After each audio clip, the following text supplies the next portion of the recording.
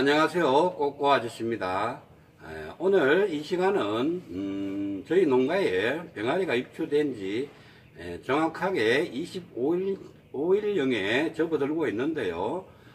지금 이 정도의 사육 일수가 되면 이제 막바지 어떤 출하 준비를 위해서 집중적으로 한번 관리해 줄 필요가 있는데요. 오늘은 제가 계산에 들어가서 아주 성장이 잘 되고 있는 정상적인 병아리와 육안으로 보았을 때 뭔가 이상이 있다는 그런 징후를 보이는 병아리를 제가 샘플로 가지고 와서 여러분들과 함께 해부를 한번 해보고 육안으로 볼 수 없었던 자세한 사항들을 한번 파악해보는 그런 시간들을 가져보도록 하겠습니다. 이 정도 3주령이 지나면 이제 우리가 어떤 닭가슴살을 어떤 샘플로 채취를 해서 위탁 회사에다가 샘플로 보내면 여러가지 어떤 좋지 못한 항생제나 어떤 약품들을 사용했는지 여부를 판단하기 위해서 회사로 샘플을 보내주어야 하는데요. 이런 시기에 우리가 한번 총체적으로 각 개사의 어떤 환경이라든지 아니면 이상 징후라든지 이런 것을 다시 한번 살펴보고 그에 맞는 적절한 조치를 취해 주시기를 바라겠고요. 저 역시도 전문가가 아니기 때문에 실질적으로 많은 닭의 질병을 제가 어떻게 파악할 수 있는 것은 아니라고 생각을 합니다. 하지만 경험으로 제가 느끼고 보고 배우고 한 것들을 한번 총체적으로 부분적으로나마 파악을 해서 어떤 이상 징후가 발견되면 전문가나 아니면 수의사와 연락을 통해서 그에 적절한 조치를 해 주어야 되는데요. 그래도 우리가 흔히 일반 농가에서도 쉽게 할 수 있는 부분들이 있기 때문에 그런 부분들 위주로 한번 해부를 한번 해보도록 그렇게 하겠습니다. 자, 이렇게 제가 지금 왼손에 들고 있는 것이 정상적으로 자라고 있는 병아리가 되겠고요. 오른쪽에 보시면 지금 뭔가가 지금 의심스러운 질병에 감염이 되어 있지 않나 하는 그런 의심이 가는 병아리이기 때문에 제가 샘플을 한번 가지고 와 봤는데요. 이렇게 우리가 해부를 하기 이전에 육안으로 보았어도 쉽게 이렇게 구분이 되는데요. 같은 일령의 병아리라 할지라도 이렇게 육안으로 봐서도 몸무게가 중량이 상당히 차이가 나는 것을 알 수 있는데요. 분명히 뭔가 이상이 온 것으로 판단이 되어지고요. 이렇게 보면 벼슬이 아직까지 연한 갈색을 띠면서 크기가 작은 요런 병아리는 우리가 육안으로 봤을 때 암놈이라고 그렇게 생각을 하시면 됩니다. 자, 이런 병아리 같은 경우에는 지금 현재 육안상으로 보아도 이렇게 눈 주위가 부어 있거나 점막이 아주 많이 상태가 안 좋고 그리고 이렇게 보면 깃털이 이렇게 뾰족뾰족하게 아주 거친 상태, 이런 걸로 봤어서 볼 때 제 경험상으로는 아마 우리가 흔히 얘기하는 티부스, 가금 티부스나 아니면 이렇게 다리 부분을 보면 상당히 지금 어떤 부종이 좀 보이는데요. 이런 닭들은 흔히 닭 마이코즈프라마라는 그런 질병에 감염이 되었지 않나 싶어지는데요. 실질적으로 우리가 닭의 질병을 유무를 관찰하기 위해서는 상당한 지식이 필요한 걸로 그렇게 생각이 되어지고요. 그런 부분에 대해서는 전문가와 상의를 해 주셔야, 꼭 상의를 해 주셔야만 됩니다. 혹시 농가 자체적으로 판단을 해서 적절한 조치가 이루어지지 않으면 그 후유증으로 인한 엄청난 그런 손실을 가져오기 때문에 반드시 어떤 수의사와 상의를 해서 조치를 취해 주시기를 부탁드리겠습니다. 자, 그러면 정상적인 병아리를 한번 제가 해부를 해 보도록 그렇게 하겠습니다. 이렇게 해부를 할 때는 우리가 굳이 이렇게 털을 제거하거나 할 필요는 없으시고요. 이렇게 항문 가까이에서 이런 해부용 가위를 이용해서 V자형으로 살짝 이렇게 잘라 주셔 가지고 껍질을 당기시면 됩니다. 이렇게 해서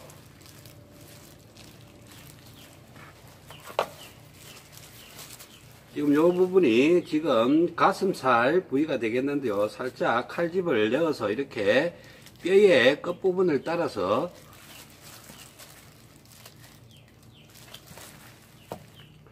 절단을 해 주시면 쉽게 이렇게 가슴 부위를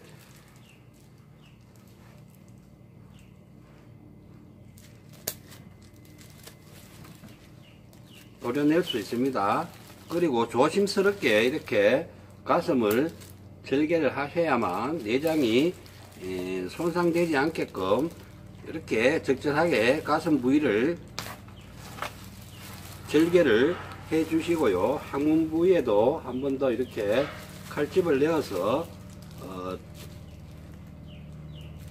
이렇게 시야를 확보하시면 되겠고요.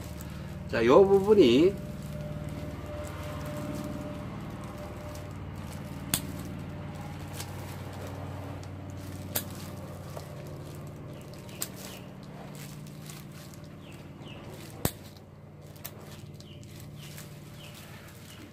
이 부분이 지금 가슴살 부분인데요. 이 부분을 샘플로 채취를 해서 각 동별로 한두 마리씩 샘플을 채취해서 이렇게 위탁 회사에 보내셔야 됩니다. 그래야만이 어떤 우리 인체에 좋지 못한 항생제나 금지된 항생제 이런 것을 사용했는지 여부를 판단하기 위해서 이렇게 회사에 보내주면 적절한 검사를 통해서 통보가 오게 되어 있습니다. 만약에 여기에서 우리가 허용되지 않은 항생제를 사용했거나 이러면 출하에 상당히 영향을 미치기 때문에 정말로 신중하게 생각을 하셔서 항생제를 사용하셔야 됩니다. 그러나 육계에서는 굳이 경험상 항생제라는 것은 크게 어떻게 활용할 그런 이유는 없지 않나 그렇게 생각이 되어집니다.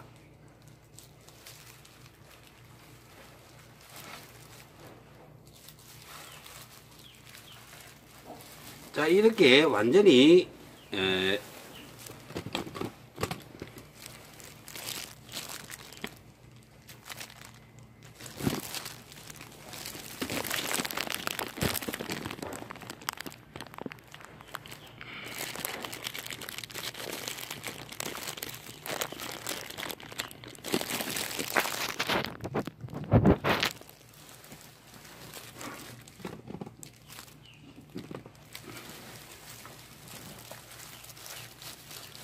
자, 이렇게 완전히 내부를 가슴을 드러내고 들어오는데 내부가 이렇게 시야에 완전히 드러날 수 있게끔 이렇게 절개를 한 다음에 보시면은 가장 눈에 먼저 들어오는 것이 이렇게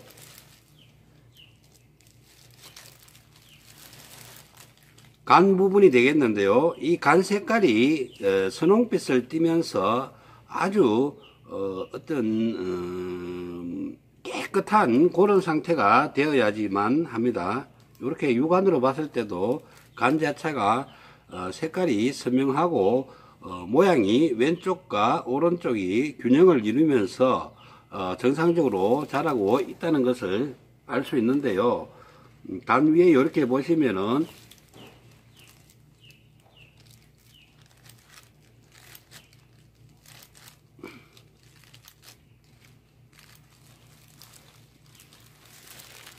자, 지금 이 부분이 이렇게 어떤 화살촉처럼 생기는 부분이 요게 지금 닭의 심장입니다.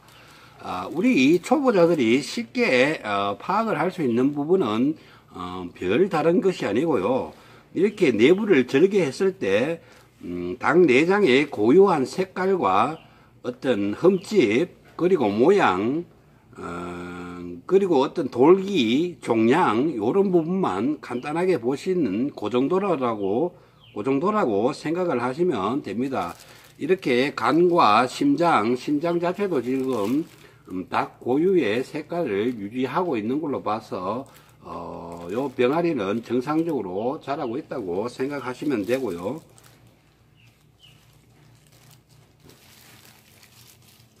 자, 이렇게 두 마리의 병아리를 제가 해부를 해 보았는데요. 절개를 해서 해부를 해 보니까 제가 전문가는 아니지만 제 눈에 확연하게 드러나는 부분이 요 간 부분인데요. 요게 정상적인 병아리의 간이고 요게 지금 의심이 뭔가 정상의 의심이 되는 그런 병아리의 간인데요. 지금 보시다시피 색깔이 완연하게 드러나고 비대칭인 이런 현상을 볼 수 있는데요. 상당히 질병이 지금 감염이 많이 되어 있는 상태로 보여지고 있습니다. 그리고 지금 이 부분이 정상적인 병아리의 대장 부분인데요.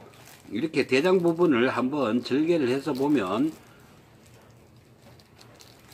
이렇게 굵기가 어느 정도 일정하고 안에 절개를 해서 보았을 때 이 분비물, 그러니까 변이죠, 배변들이 이렇게 꽉 차가 있고 고르게 이렇게 소화가 이렇게 가득 차 있는 부분을 알 수 있고요. 이렇게 정상이 안 좋은 병아리들은 이렇게 보시다시피 대장과 소장 부분이 이렇게 안에 텅텅 비어 있습니다. 어떤 분비물이 지금 하나도 들어있지 않은 상태, 이런 상태로 관찰되는데요. 이렇기 때문에 병아리가 제대로 성장을 할 수 없는 것은 어떻게 보면 당연하다고 생각이 되어집니다. 그리고 우리가 흔히 얘기하는 이런 닭똥집도 이렇게 보면 상태가 안 좋은 닭은 이렇게 닭똥집을 한번 절개를 해 보시면 안에 정상적인 어떤 그런 분비물이 들어있지 않습니다.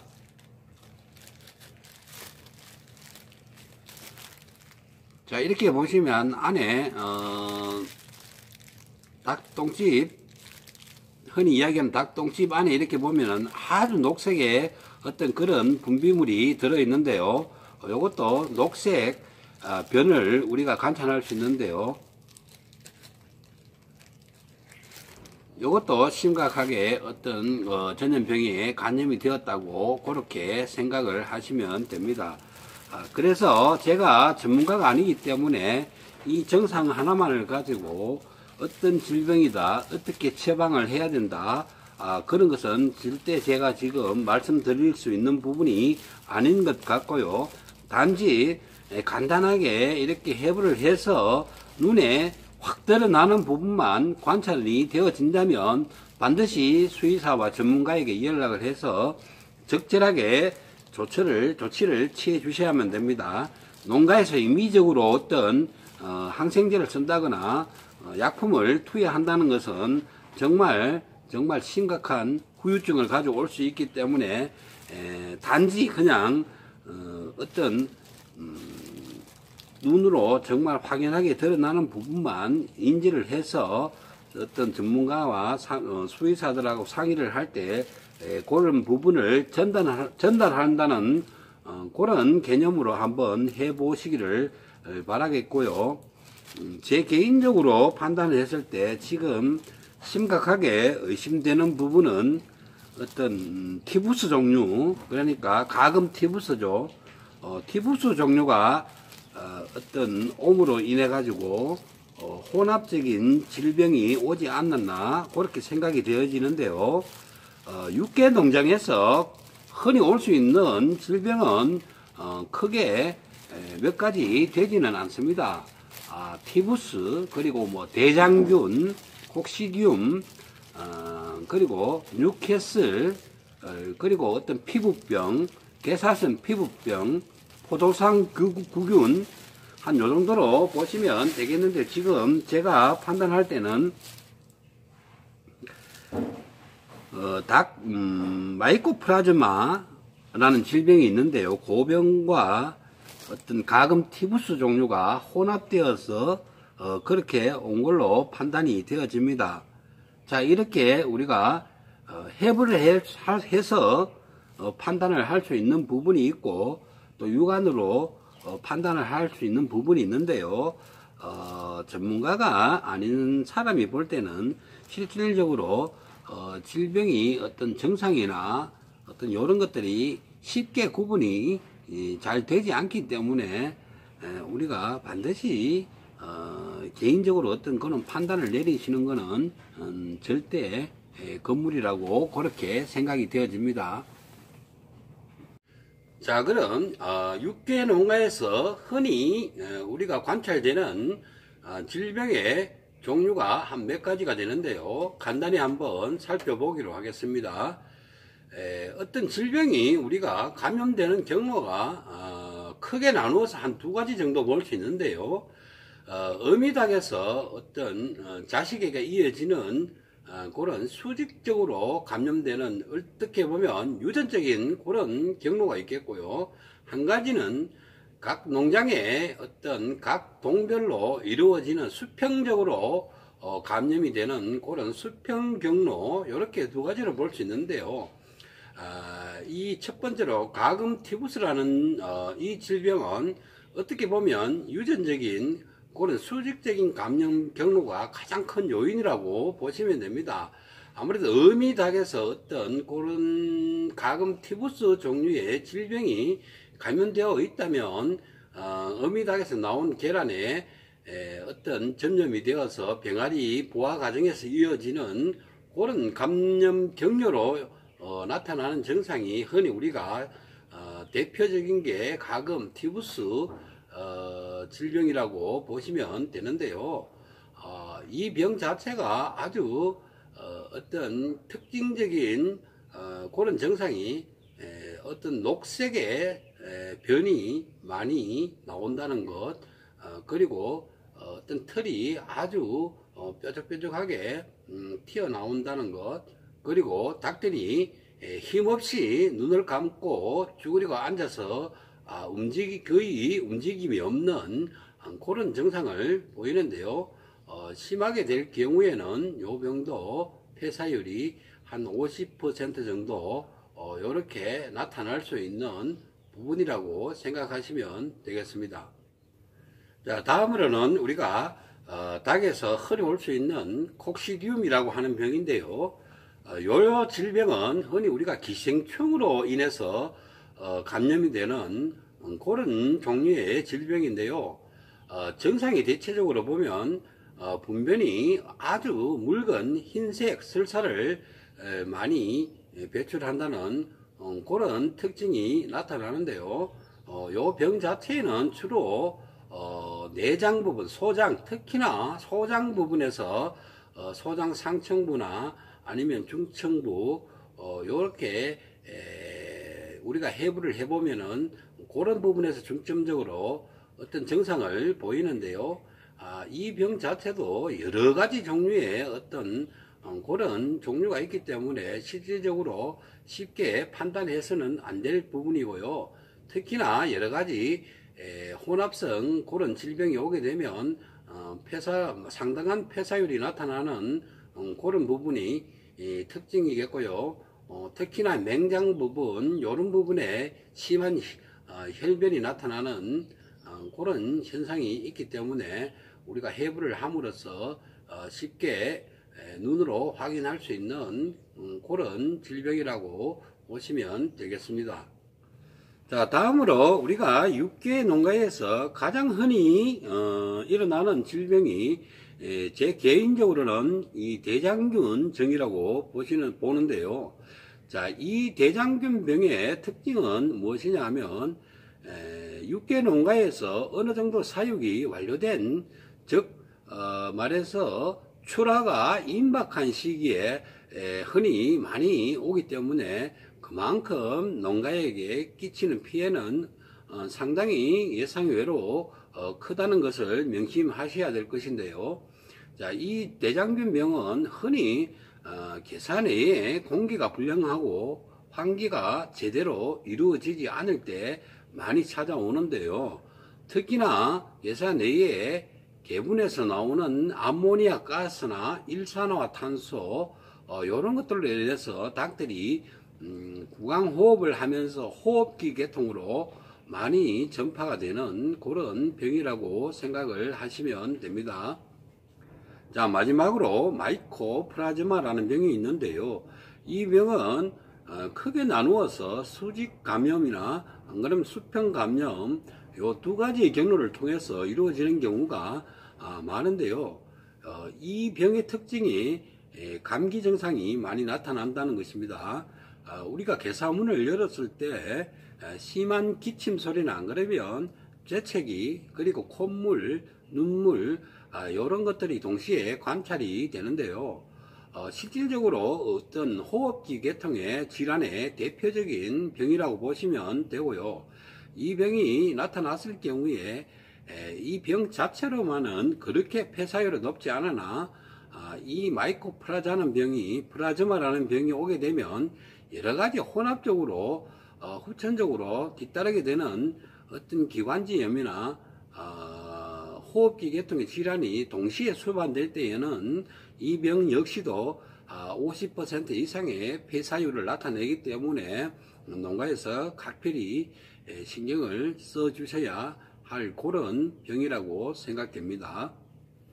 자, 이렇게 우리가 일반 육계 농가에서 일어날 수 있는 대표적인 질병 몇 가지를 제가 예를 들어서 말씀을 드렸는데요. 닭의 질병에는 수백 가지가 넘는 종류의 병들이 있기 때문에 세부적으로 그 하나하나의 어떤 증상이라든지 예방법 이런 것은 저 자체도 쉽게 그렇게 인지를 하고 있지는 않습니다. 다만 우리 육계의 사육 농가에서는 제가 말씀드린 대표적인 요 몇 가지 정도만 확실하게 어떤 정보를 습득하셔서 인지를 해 주시기를 바라겠고요. 결론적으로 말씀드리면 닭에 있어서 질병은 어떤 환경에 의해서 감염되는 그런 부분들이 90% 이상이기 때문에 적절한 개사 환경 관리만 해 주신다면 크게 염려는 하지 않으셔도 되리라고 생각됩니다. 일반 농가에서 우리가 어떤 질병 유무를 관찰하기 위해서는 반드시 필요한 게 이 폐사 관리가 되겠습니다. 매일 한두 번 이렇게 폐사가 어느 정도 나오는지를 관리하고 체크해 줌으로써 미리미리 어떤 질병을 예방할 수 있고요. 실질적으로 제가 경험상 폐사율이 한 0.5% 정도 이렇게 2, 3일 지속되어진다면 뭔가 이상이 있다는 것으로 그렇게 판단을 하시고 적절하게 조치를 취해 주시기를 부탁드리겠습니다. 자, 오늘 이렇게 질병에 대해서 간단하게 우리가 할 수 있는 조치라든지 안 그러면 증상 이런 부분들 알아봤는데요. 저 역시 전문가가 아니기 때문에 어떻게 세밀하게 이것이 정답이라고 그렇게 말씀드릴 수 없습니다. 단지 참고사항으로 인지를 하시고 나머지 부분들은 각자 각 농가에 맞는 흔히 발생되는 그런 질병들 위주로 인터넷이나 아니면 주위 전문가들에게 많은 도움을 요청하시고 어떤 정보를 습득해 주시기를 부탁드리겠습니다. 자, 오늘은 여기서 마치겠습니다. 감사합니다.